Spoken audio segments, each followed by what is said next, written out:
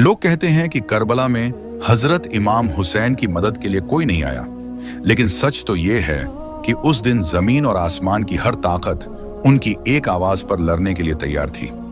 ये वाकया आशूरा के दिन का है। जिन्नात का बादशाह जाफर जिन अपने दरबार में तख्त पर बैठा जश्न मना रहा था।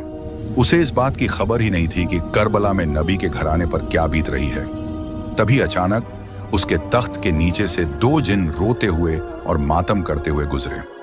जाफर ने उन्हें रोका और पूछा, अरे आज तो खुशी का दिन है, तुम लोग क्यों रो रहे हो? उन जिन्नात ने रोते हुए जवाब दिया, ऐ बादशाह, आपको खबर नहीं, अभी हमारा गुजर यानी करबला की जमीन से हुआ।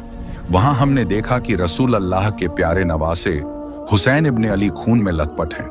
उन पर तीरों की बारिश हो रही है और वो सजदे में हैं। ये सुनते ही जाफर जिन के पैरों तले से जमीन खिसक गई।